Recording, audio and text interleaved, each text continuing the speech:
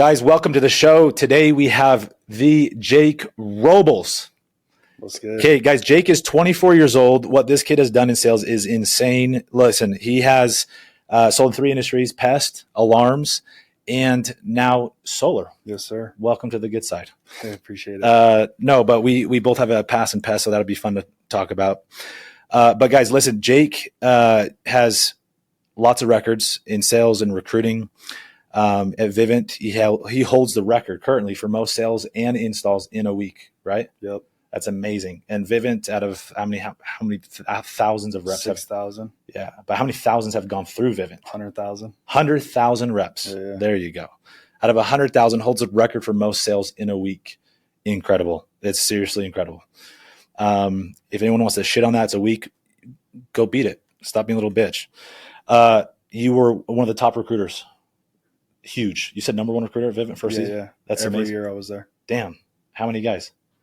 Last year recruited 220 people. Okay. They do it based off of rookies with a cell. Okay. And you left, you were on pace to make 7 figures. We were just talking about this before the show. And with that, everyone's going to be itching to know, like, to some degree why. Yeah. Long story short, you don't have to, I don't care to go into too much. Yeah. So, midsummer, I walked away from Vivint. And I put in work to build that organization at Vivint. And it was like the first time in my industry where, like, we made it. Like, I was for sure getting off the doors if I wanted to. I had the leadership to handle it. We were in good hands. Midsummer, they gave me a call and said, hey, you can't post content like this. And I felt like content was where I wanted to go. And I was on pace to make probably $1.2, $1.4 million that summer. And I just walked away, left everything. And yeah. Love it, bro. Savage. I know what it's like. That you had a little bit more going than I did, though. And then you moved over to solar. Why solar? Well, where else would I go? First off, right? Yeah. Obviously, every single person in the industry sees the solar checks and their leader as not real. It's fake pipeline. Okay, call the pipeline 30%. We're still making more money. You know what I mean? Nuts. But so obviously, that's the only place I could go. I would never go back to pest control. I loved Vivint, honestly. I didn't even meet with solar companies. I just wanted to work with Jordan Binning because I heard he's like the best to ever do this job, and I wanted to grow. And I felt like at Vivint, I was capped in my growth, not from like what I could grow, but from a person. Like, what are these guys going to teach me? Yeah. And so I just called Jordan. I'm like, yo, let's meet up. We met up. He's trying to recruit me. I'm like, dog, I don't need to be recruited. Let's go. I don't want to work anywhere else. I just wanted to work with Jordan. And so I ended up at New Sun, and it's honestly been a blessing in disguise, just from like a personal growth standpoint and just like the connections and relationships. I'm like really grateful the way it ended up. I love that, man. That's awesome. And since you did 86 solar deals in 8 weeks, your first 8 weeks. First 8 weeks ever. Yeah, that's incredible. Yeah. That's awesome. So I want to dive into a few things. We can kind of go with the flow, but one of the things we were talking about pre-show was, I love knowing why somebody does what they do, what drives them. And a big thing you mentioned was just doing the impossible. Yeah. Just to see what's possible. And I relate with that. But part of this show, I love breaking down the secrets of like hyper successful people, be it salespeople, entrepreneurs, marketers, and understanding. One of the tips I've learned from high level mentors is don't just look at what they do, but try to understand why they do what they do and how they think. Mm-hmm. So why is doing the impossible, doing something huge, breaking a record, like why does that drive you? First, I would say as a man in our DNA, like we're conquerors. And so like to go out and achieve things that nobody thinks is possible, one for ourselves, but two, to just to like build influence, I think is really cool. Second, I would say I'm probably just like the most competitive human being on the planet. Mm-hmm. I like to compete. That's like what drives me, number one. I like to just be the best at every single thing I do. And if I'm not the best at it, I get fucking pissed off. Like I'll go play basketball and I suck at basketball and I just like, fuck this shit. I'm not playing no more. You know what I mean? But I just think it's hyper competitive and it's just big vision. Yeah. I think, I want to be the biggest influencer in the world. And so it's like step one is like, I got to be the biggest influencer right now in my space. Yeah. And that's step one. It's a dominoes. You just got to knock over your dominoes till it gets that big. Correct. I love that. And so I'm just using everything I'm doing right now as a vehicle. If I can be the biggest influencer in this space, And then it's like, then I can branch out to the next space. It's just step by step. Tell them why you want to be a big influencer, because some people will take that the wrong way. Yeah. I would say I want to be the biggest influencer to speak the truth. I feel like God gave me a gift of understanding the how to achieve certain things, how to get the peace internally, why we don't have the peace, how to get unlimited energy, unlimited drive that like every man wants. Like every man wants to walk into a room and without them even knowing, they know who's walking into the room. Yeah. And that's just human nature, right? It is. It's and significance. So I think we all crave it. I think it's just speaking the truth. Like, hey, this is how I got to where I am. Because I think it can actually change people's lives. Yeah. Let's talk about that, dude. You're talking about also how a lot of people compare, you know, our step, you know, we're step 8 or 9 of our sales journey to their step 1. And then they get intimidated, and people don't see the beginnings of what created the great salesmanship, you know? And what do those beginning stages look like for you? I started selling when I was 16. Sold pest control for 4 years, dropped out of high school. I was the kid that couldn't control his emotions, couldn't work hard, we didn't feel like it. Monday, I had to go pop 10, right? I had the skill. I could talk to people. I was confident. Tuesday, I wasn't confident. Wednesday, I wasn't confident. Thursday, I wasn't confident. Couldn't work hard when I didn't feel like it. Friday, I'd pop 10. And so I was always the rep that couldn't work hard when he didn't feel like it, couldn't control his emotions. Essentially, my whole entire identity and self-worth was I only feel good inside when I'm having success. Why? Because like as a young kid, I mean, everybody has their story, but it's like you were the best soccer player. Your parents were like, yeah, you're a beast. And then when you had a bad game, it's like, what the fuck are you doing? Yeah. Right. And so I think I spent a long time in my career chasing to fill the voids that caused me to have zero control over my emotions. Because when things went the way I wanted them to, I felt good. Yeah. When things didn't, I was the worst human being on the planet Earth. Right. Yeah. And so I feel like I got a lot of growth in that. That's huge. I can relate. Yeah, for sure. Right. And then where I feel like the real change happened was everybody's like, dude, because I used to think like, dude, how do these guys just do 10 every day? Like how do they do it at the highest level every single day? How do they not have sick days or they're in their head some days? How do they do it every day? Yeah. And what I have found is like, as long as you just don't give up, life is going to put you in positions where you're going to grow into the person that you're trying to become. Yeah. And for me, where it like started was, it was like a hard breakup, right? Similar to what you were saying. It's like you go through a tragic breakup. I remember laying in my bed, and I'm like, not like this at all. I've always been like the happy kid. It's like, it's either drugs or death. And I'm sure you can probably relate in a sense because like, dude, we attach sometimes relationships. It's our whole life. Yeah. And I remember laying in bed, it's like, it's drugs or death. And I'm like, this ain't fucking me. And long story short, what did it do is like, I had to make a decision to never allow my emotions to dictate how I felt ever again. And so I tapped into that. And then I went out, left Aptive, went to Vivint. I learned how to control my emotions, but I still lacked the work ethic. But guess what? When you leave Aptive and you go to Vivint, what does every single Aptive person have to say? You're doing your reps a disservice. Why would you take them away? It's too hard to sell, etc. So it's like now all these guys are trusting me. My back was against the wall. And so it's like I didn't have a option but to lead from the front and show them it's possible. And so overnight, it's like I became the hardest worker on the planet, and I learned how to control my emotions at the highest level. Why? Because I just never give up. And so, I mean, that's where I came from. I mean, I was adopted at a young age. My mom tried to kill me. That's wild. And so I found a lot of trauma when it comes to women and just being loved that I felt like has turned into a superpower. But I mean, yeah, that's where I come from. My dad is Polynesian, so my adopted dad is Polynesian. My adopted mom is white and Hispanic. So I have like all ethnic in me, and I feel like it's just my whole entire life has just been a blessing to get me where I was trying to go the whole time. I love that. That's often how I've seen it now. And anytime I have an adversity come, I'm like, how's this gonna, this is just gonna be a not just like a stepping stone, but this is going to be, the rocket ship to accelerate time. 100%. That I see adversity purely as a time traveling machine of growth. 100%. So like, and it works every time. It does if you allow it to. If you don't resist it, Correct. If you don't run from it. Well, dude, I'm impressed that you sat with some of the stuff and have done the work, like what you're talking about with healing from some of those wounds of childhood and operating out of feeling like you need to prove something. Yeah. I was operating out of that, and I performed a lot of great results in sales. Also set records, and A lot of it was trying to prove significance. And, even though I found that now I'm more whole where I don't feel like I need to prove myself, I'm happy, content, no matter what people think. I still have the desire to go achieve 100%. But what I've learned from Tony Robbins is that when you're getting in line with that, as you are, is you achieve success a lot faster versus trying to get validation of other people. Yeah. So You're attached to the wrong things. Yeah. Yeah. Well, dude, I love hearing the come up, your story with your childhood and you mentioned outlasting people. There's a 4-step formula I've learned from Patrick Bet-David where he says, outproduce anybody. Four simple things. Step 1 is outwork. Step 2, outdevelop. Step 3 is out-strategize. And then 4 is outlast. Yeah. And so many people just can't do one of those things. They can't outlast.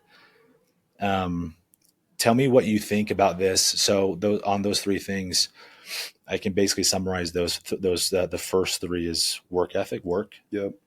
Second one is skill set, knowledge, competence, developing, right? And then the third is time management. Like how efficient can you be? What's your strategy to save time and beat others people? Work smarter, not harder, right? And then just outlasting. What's your thought on the role of personal development and how it plays a role? And give me some specific ideas on what you've seen. Whether it's physical fitness, seminars, getting proximity to people, how has reading the Bible, meditating, anything of self-development, growing yourself? Yeah. How has that impacted or helped you sell, influence at a higher level? Yeah. I mean, every part of my personal development has been different. At first, it was like, I need to build confidence. I need to work hard when I don't feel like it. Then I need to learn how to control my emotions. The older I get, it's more of what are the main things that's going to produce me the most results and change the most people's lives, right? And I think it comes down to one thing, and it's how do you feel inside? Yeah. Because like you can relate it to the job. When you're in your head, you can't give that shit away for free. Yeah. What am I doing wrong? This area sucks, whatever. Are you selling an account? No. When you're in a good state, man, I'm on top of the world. I sell everybody. I'm the best sales rep to ever touch this turf. I don't care that 5 people ran behind me or ran this area before me. Yeah. It's like you're selling everybody. Yep. And so I've committed my entire life to learning how to feel good inside. And what most people would look at in that is like, all right, so when I want food, I eat food. When I feel shitty, I'm going to take some drugs. Like all the fake bullshit. Yep. When in reality, it's like you already feel good inside. You're just attached to the wrong things. Like nothing in life is good or bad. Yeah. Just experience life for what it is. Yep. Have unconditional faith that life is working in your favor. Yep. And it's like, then you can see clearly. Yeah. Because like people go through the storms and because they're so blocked off from God, they can't see the light at the end of the tunnel. They just think this sucks. Yeah. But like you were just saying, it's like, dude, when you go through a storm, you know the skyrocket's about to happen. What I think about is like I broke up with my girl maybe like 10 days ago. Right. My buddies are like, are you good? I'm like, what do you mean? Am I good? I'm thinking I'm stoked for you. You know what I mean? I'm like, what do you mean? Am I good? It's like, when you've gone through XYZ, what's going to fucking affect you? Yeah. Nothing. And so personal development is all about just like being conscious of where you need to grow. And I think where you really start to tap into it is where am I hurt? Yeah, absolutely. Where am I hurt? Where am I weak? You know what I mean? And it's like, oh, some guy commented on my Instagram post, and then I'm like trying to prove him wrong. It's like, oh, wait, why do I care about that? Yeah, you're looking internally instead of like, yes. You hear people say like life is a reflection of yourself. Yep. But it's like people are like, no, I don't take respect. I don't take disrespect. You know what I mean? It's like, well, that's cool that you don't take disrespect, but it's like internally you were disrespecting your self. There's something in that, You know what I mean? Yeah. And so I think the highest form of personal development is self-respect. Just take care of yourself, not just physically, but emotionally, mentally, spiritually. Yep. Relationships, everything. Everything. Yeah, dude, it's crazy. With my story, I told you a little bit, but last year I was grinding 9 a.m. to 9 p.m. nonstop grinding. I'm like, let's build as fast as I can, build that empire. Yeah. And God humbled me, turned everything upside down. He's like, let's just give this idiot, just send him the fucking tidal wave so he wakes up. And I did. I woke up. And then I said, look, I'm not going to stop working. I see a lot of guys make that mistake. They go through something hard. I say, I need to take a sabbatical. Yeah. No, I do believe in slowing down. I did slow down. I was at 9 to 9. I was 10 to 6. I set boundaries. It's different. Some people need to work more. I need to work less. Yeah. But I started working harder on myself. Yeah. Business blew up, bro. Yeah. Working less hours because my emotional bandwidth. Tony Robbins talks about that wheel of life and how you do one thing is how you do everything. Andy Ed's big on this too. And the confidence we bring into whether it's physical fitness or relationship success or sales success, like it carries over to something else. Yeah. I believe I'm going to do well in content, my Yeah. personal brand. I believe I'm going to do well on the next thing, right? And so, but you also mentioned something gold I want to highlight to the audience is part of the secret to personal development isn't trying to just grow. It's identify where you're weak, step one. Yeah. And the truth sets you free. For me, I wasn't even aware of emotional, like I knew about emotional intelligence and like emotional IQ and like regulating your emotions, but I didn't see it as like a major pillar of my life. Yeah. Yeah. Me either. But dude, you and I both know that the quality of your emotions is the quality of your life. It determines the quality of your relationships, right? And I've seen how my leadership's gone up, my sales ability, my influence, a lot of things as I've regulated and improved that area. And I started where I was weak. Why is anger coming up? Where's lust coming from? Why is it there? And then hitting on those ugly points. I feel like a lot of men, anybody, just they avoid it because they don't want to go down. Because it is uncomfortable. Mm-hmm. But to anybody listening, if you can do that, that is the great sifter, I believe, of boys and men and of who future leaders are, be it sales, anything. So that's my 2 cents on that. Yeah. I think people get the perception of work ethic wrong as well. Like you're like, tell me. Hey, I was doing the 9 to 9s and then I went to 10 to 6 and my business blew up. Yeah. And everybody on social media is like, you got to wake up at 5 a.m., et cetera, et cetera. It's like, dude, I've worked with the best people to ever do this job. And it's not about going out on the doors for 12 hours of the day. It's like, what type of person are you when you are on the doors? It's energy. Because some of us can go out for 2 hours and get more results than some do in 20. Correct. And so 50. time and work is not just the equation. Yeah. That's why that step 2 is outdevelop. Because some of those guys outdevelop. And dude, there's something about like how if you play on all pieces, the more that you do every extra part of discipline, like it carries over. And not just in that you become smarter or more patient or you develop these attributes, but in pure confidence that you have done more than the other man. Yeah. And that what this does is it doesn't think that, oh, you're better, or this narcissistic belief of confidence. It's that you believe when you say, I'm going to do something, when doubt and adversity comes, because of that discipline compounded, you have that self-belief to say, no, like I am worthy of this. And if we can just master this and say that, believe that, and execute, it's only a matter of time before the man achieves that. Yeah. That's where the real work ethic lies. Like people think it's the physical work. It's right here. It is. This is where the real work ethic lies. Amen to that, dude. Tell me. So I have this model for sales. Okay. Tell me what you think. Okay. You rip it to shreds if you want.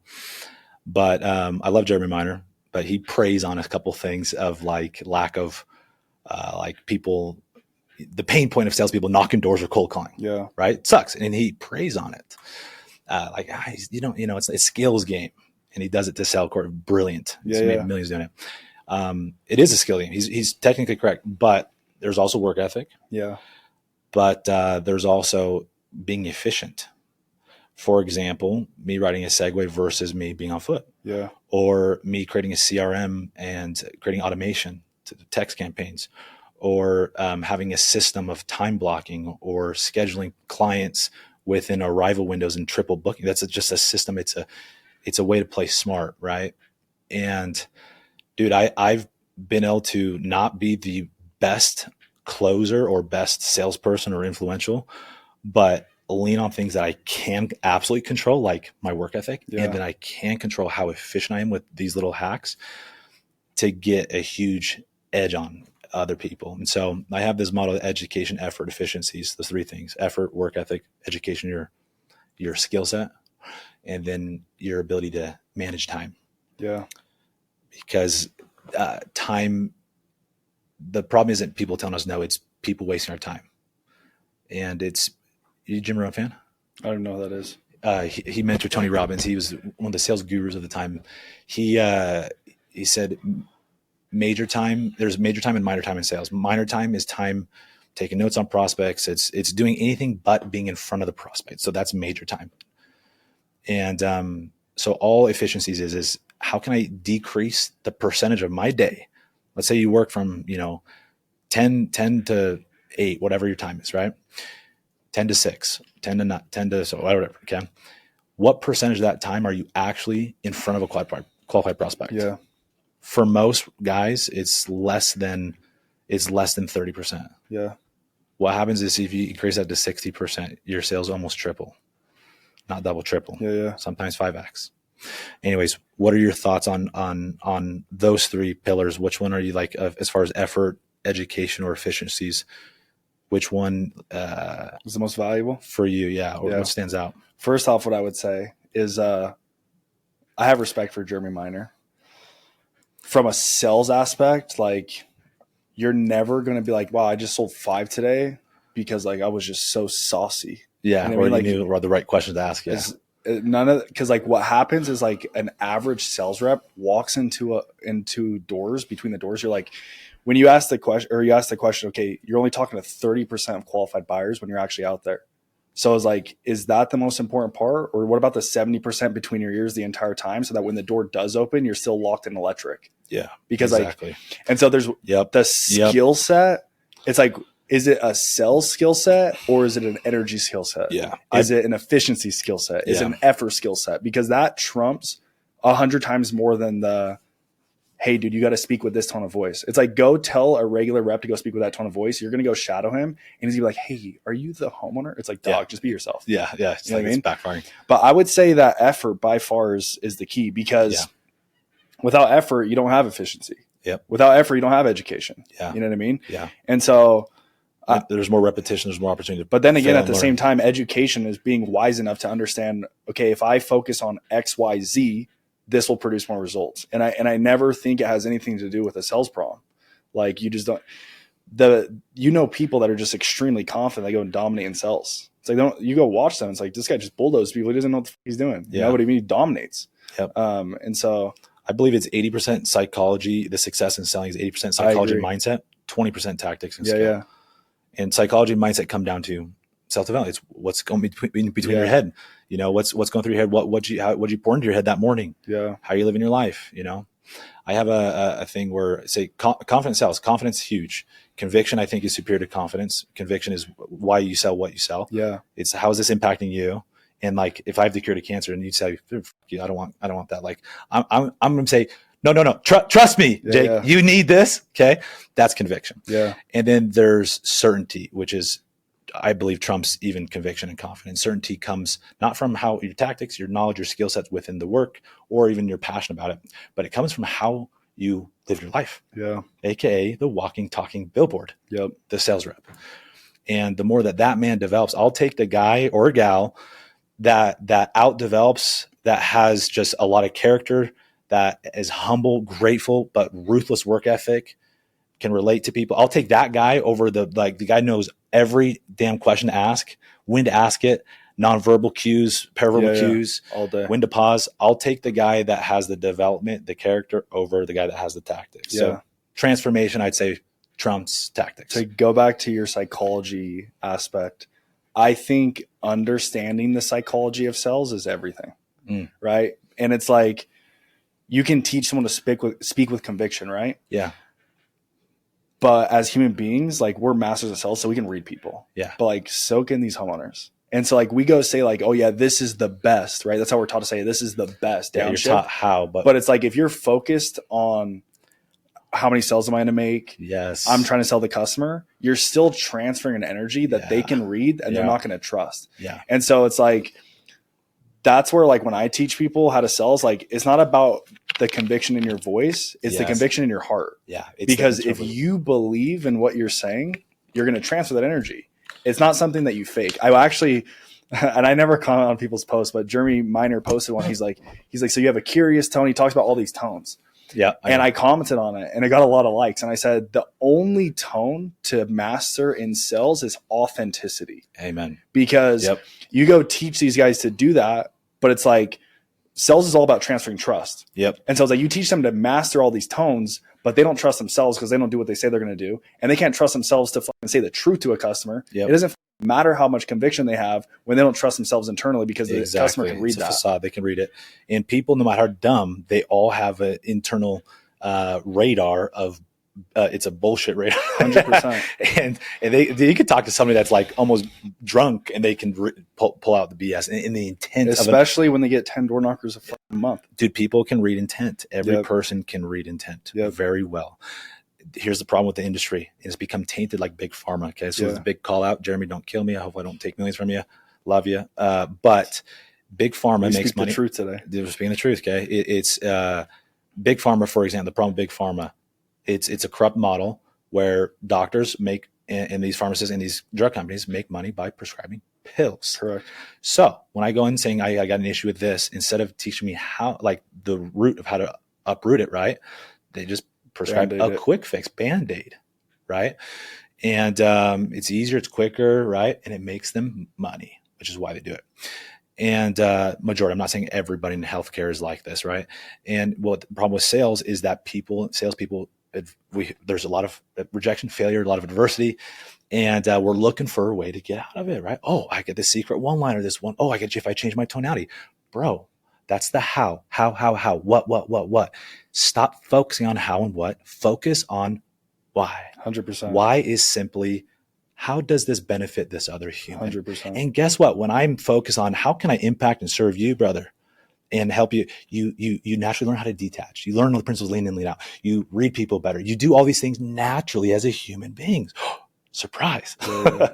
And so sales is a spiritual game. Yeah. And is only. Yeah, it is. And the more people align, I know you align with that, the more you see yourself out there to serve. And people don't have the conviction, dude. Like, how many sales reps don't own their product? And cool, if you sell your rent, that's great. There's no judgment. But have you tried selling your friends or family?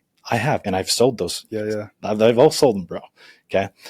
That's conviction. That's how you know you're sold. And people don't realize this, but you sell to that degree that you are sold. And so I was talking to a guy out, and I paid $20,000 to go to the Patrick Bet-David event. And the vault. And for all the people who are saying you're stupid, here's what I got my $20,000 back with one connection. Okay. This guy, John, John's going to kill me. What's his last name? What's the book say right there? Sarasoni? John Mason. Yes. John Mason. He's making a lot of money. I can't say how much, but we'll just say multiple seven figures. Yeah. And, every time I was asking him questions about how he sells or leads, he always goes back to, like, I was asking a tactical thing, like, how can we sell more referrals? Well, he said, well, why should your guys even sell more referrals? What's the incentive? I was like, brilliant. What did he go to? Instead of going to how, he went Nick, why? He's literally programmed his brain, teach why. Yeah. When he runs their sales training, it's the same thing for me. We're not just talking about downtone, head nod, smile. Why does it work? Yes. I'm lighting their ass on fire about solar, about the impact, about how this helps, right? And teaching them how this. Nobody understands this. Yeah, very few people focus on this. 2% of the entire door industry understands this. Yes, exactly. Why? Yeah, that's what it all is. And then I've had people out here saying, dude, how do you sell so much in Utah? This is the secret. Yeah. I've gotten myself very convicted to the point where I sit down and say, okay, how can I get sold on this? And if I can't, then don't sell the shit. I don't care if you meet Jake and Jake's making $1 million, but you can't get sold on it. Don't do that, because you're not going to sell anything. If you do, you're going to sell your soul. And right. So get convicted, get sold before you sell. Sounds basic, but my God, dude, so many people don't do it. Yeah. It's wild. For sure. So tell me, I want to change in gears here. Speaking about solar, sell me on solar. Why you went to solar? Because it was like the next thing you said. Yeah. Big opportunity, big check. But what else, I guess, what is keeping you in it? Yeah. First off, when it comes to picking industry, like everybody, oh, this is the best Y&R. You know what I mean? Mm-hmm. You know Y&R? Mm-hmm. But it's like, just look at the facts. I want to see paychecks. Where are the wealthiest reps in the industry? It's by far solar. It's not even close. Yeah. Okay. And then it's like the leadership that you're working with, I think is really important. I really like selling the product. So when I went from pest control, it's like, dude, they teach you that they're the only company doing this. You find out very quickly they're not. And then when I left pest control, went to Vivint, and I sold a product that I actually believed in, that's when my numbers went through the roof. I was finally the guy that's like, fuck, I'm hitting the numbers that I thought I was going to from one switch. I'm selling a product I believe in. When I went to solar, it's way too hard, this, that, blah, blah, blah. That's what they believe. I chose not to believe that. And then I went and sold solar, and it's like, I don't get told no. Why? Yep. Because like, how could somebody tell me no when it's I tell a customer when I walk inside the home, it's like, look, I'm just here to be a vessel of information. There you go. I'm not here to sell you because there's not a single thing you can tell me that you have that's better than what I have to offer. And we can bicker. You're not going to hurt my feelings. Yeah. But I promise you, there's not a single thing that you can tell me that I don't have better. Yeah. And so it's like when you're selling the product, it's like, dude, sell a product you believe in, because like you're never going to how could you get as a good human being, why would you let somebody tell you no when you have a better offer for them? Exactly. You know what I mean? Yeah. It's like, I'm not saying everybody's a buyer, but exactly. Yeah. If somebody has something already, like you're doing a switchover, you already have pest control. Mine's better 100%. You already have an alarm. Mine's better 100%. I'm not going to let you tell me no. Yeah. Because this is 100% better. And if you believe that, how could the customer tell you no? Yeah. I love like that. Genuinely though. Yeah. No, I love that, bro. A big thing I did when I was ripping out here, I was making a couple $100,000 a month. It was my big thing I attribute the success to was one, mentorship from outside, and then second was obsession on customer value. Yeah, the impact. And remember, we were talking about intention. People read intention. So I'm like, well, the only difference between manipulation and persuasion is intent. Correct. And so that's what James Graves told me. Mm-hmm. I'm like, don't you think you're like manipulating people when you say that? He's like, I have good intent. I'm like, all right. Yeah. And so I thought, okay, cool. I learned from Napoleon Hill, we get paid into proportion the value we bring. 100%. And so I'm like, okay, well, solar brings a lot of value. Well, we often track commissions, we track deals, but how often do we track value that we're bringing? Yeah. So I started tracking the network change estimated with conservative inflation rates. Every client I sold, 76,000 or 32,000, 150,000. And I tracked that on a big old poster board on my wall. So I woke up and I saw customer value. So I was actively every day selling and reselling myself on them, on the impact. And dude, I was getting yeses everywhere, every day, like $20,000, $30,000 a day, $10,000 a day, just continually boom, boom, boom, knocking them down. There's other things driving me, right? It wasn't just that. But I've learned the power of conviction and serving and obsession on that. And, all these great detachment is one of the most influential aspects of selling. I was just telling one of my guys, hey, we're talking about selling sales con tickets, and I've got another option for this thing or this thing, and instead of sales con, and he's telling me what he's responding with. I'm like, dude, just say, well, why don't you go do that? That's all you got to say. Yeah. And guess what they're going to respond with? They're going to sell you on why they're sold on going to and then all you do is just hit that same button over and over again. And so, it's like, dude, if this isn't a good fit for you, like, don't do it. Yeah.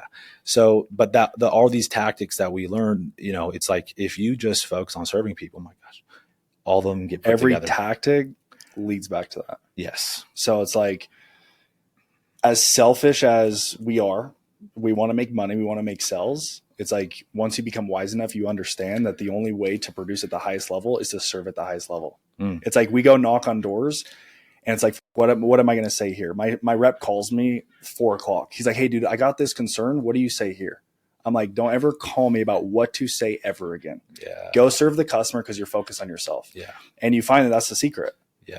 Always do. The wiser you get, the more you understand that, like, I don't know, I think Casey Boss says it, the secret to living is giving. Yes, we receive more when we give more. So just focus on, hey, I walk into this meeting, you're nervous, man, what if I fuck up? What if I look embarrassed? What if I just go in there and serve? Mm-hmm. How can I serve to the best of my ability? And then God will flow through me. Yeah. So I'm writing a book right now, and I play off of Tony Robbins' quote, the secret to living is giving. So I said, if the secret to living is giving, then the secret to selling is serving. Correct. And yeah, it encompasses everything. So I love that, bro. It's cool to see another high performer have that conviction. Yeah. What's another thing that you think has contributed to your success? Maybe that's outlandish, whether it's mindset, a habit, a mentor. What's something that's been like paramount for you? Yeah. I would say my faith. That's when everything changed for me. And it comes from following the truth, right? The more you follow the truth, the more he's going to show you the light, meaning show you the vision of where you're going to go. Yep. If God came down right now today and said, hey, your business is going to fail tomorrow, something is going to just blow it up, you're going to get a lawsuit, you're going to go to prison for a year, but I'm going to give you the best wife in the world. You're going to have the most successful business ever. You're going to have the most influence over the entire world, everything you could ever want.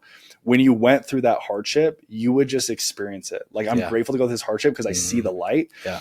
And I feel like as long as I follow the truth, he keeps showing me the light at the end of the tunnel. So now that I have a clear vision of where I'm heading, nothing internal or external that goes on in my life affects me internally because I have unconditional faith because I've seen it. Yeah. I see it clearly. And so unconditional faith is the foundation of Christ, right? But also too, and again, you don't have to be religious to find this. I started spiritual, and then it turned into chasing Jesus. But at first it turned to spiritual, learning how to detach, learning how to let go of myself, realize that the reason I'm trying to be XYZ is because I have all these voids that I need to fill, and learning how to just let go of myself, let the energy release, whatever. But as I get older and just realize more, is like unconditional faith is what will serve you. Why? Because if you don't have faith, what do you have in your head is fear. Yeah, it's one or the other. It's like oil and water. You're either with the devil or you're with God. Yep. The way to know if you're with the devil is, are you letting fear control your life? Yep. When you feel fear, yeah, if you attach to the fear, you're attaching to the devil. Why? Because you're looking at yourself.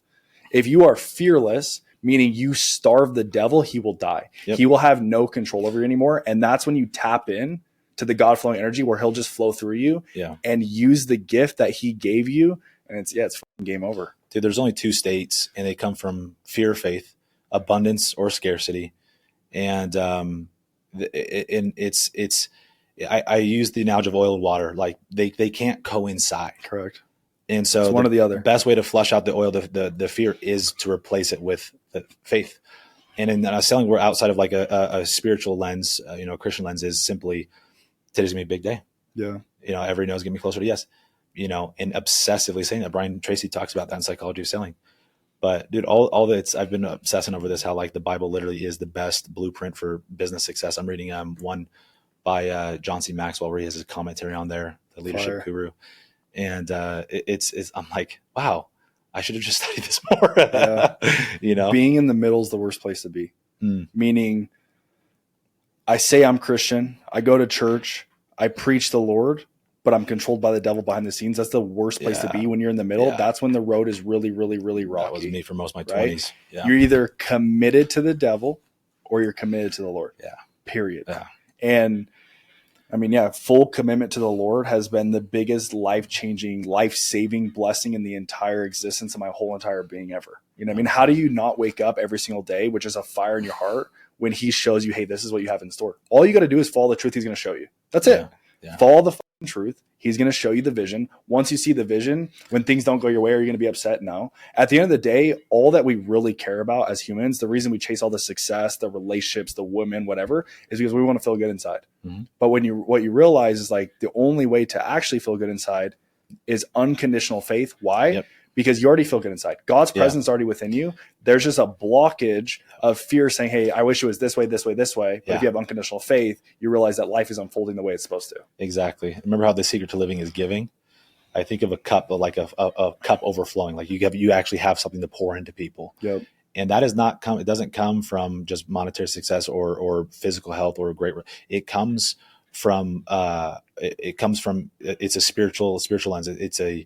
It's all of the things, but it is a spiritual gift, and it's pouring yourself in that connection with something greater than you, that no matter what happens, your value, your worth is infinite, and it can't be, that can't be tampered with, no matter how you fail or what stupid decision you make, no matter what results you're getting. And that thought process allows grace to come in and allows you to let go of shame or shit or anything negative that puts you, an individual, in a scarcity mindset, which is how 98% of people operate. And it allows you to get an abundant mindset through gratitude. Yep. That's it. And gratitude is where it all begins. And so if you have nothing, you even mentioned this yourself. We have everything. If your 2 feet are hitting the ground, wow, thank God. Thank God. It's a miracle. That's where it begins, And if you don't have 2 feet because you don't have legs, dude, there's something. Your heart's beating. Yeah. There's something to be grateful for. Focus on it. We're so damn blessed. And there is somebody on this planet, no matter how bad your situation, there's somebody that would kill to be in your shoes. Yep. Absolutely kill to be in your shoes. And the beauty of getting this state is you start attracting more. Yeah. Going back to the why. Yes. It's like people are like, all right, I just need to be more grateful. These guys are saying be more grateful. I'm going to have success. Yeah, it's like why are you not grateful? Lack of clarity means lack of execution. Nothing happens. Yeah. And so I think the question to ask is like, why are you not grateful? Yep. Like that doesn't even, are you focused internally? Well, why would it is all about me. Like I need to feel good inside. It's like, all right, well, keep suffering. Yeah. You know what I mean? Yeah. It's interesting how asking that question why over and over again with people will uncover the root. And sometimes the secret to breakthroughs is just keep asking that question, why? Yeah. Like, hey, I want to be really successful. Well, why? Well, I want to, have a voice and make a difference in the world. Well, why do you want that? Yeah. Keep digging. You find when you can get more specific on why you really want something, it's very hard to stop you from achieving it. Yeah. Yeah. Just a little hack I've learned. And also, if you can be the guy that helps people discover that, it's very easy to influence people. It's a blessing. Yeah.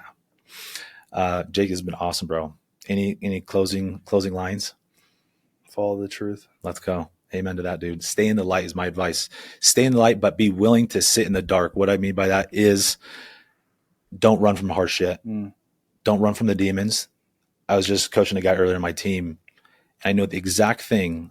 He's like, hey, Nick, how do I get from 150K to $500,000?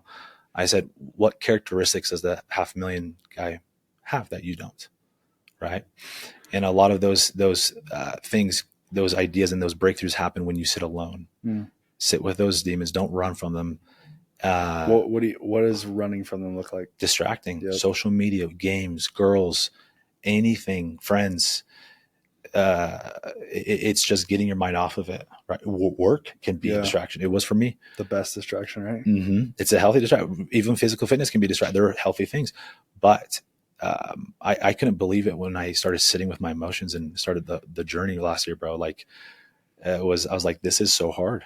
And I'm like, wow, this is a red flag. But it I was true. I didn't run from it. The truth set me free. I owned I was a 2 out of 10 emotion. I was an emotional little bitch. Right. Yeah. And then I started developing. I, became emotionally strong, and it took time, but it's a beautiful thing. So stay in the light, stick to the truth, but sit with the dark too alone. The resistance of the pain will cause more pain than just feeling the pain. Exactly. itself. Exactly. It's like you can deal with it, uproot it, right? Do it right for short term and have freedom, or you can have long-term suffering. Pain's inevitable. It's just, is it short or is it forever? For sure. Pain of discipline or pain of regret, right? Awesome. Bro, you're a stud. Love this. Guys, I already know you guys love the episode. Jake's a stud. So many value nuggets. I appreciate your time, brother. Thanks for coming. Thank you so much.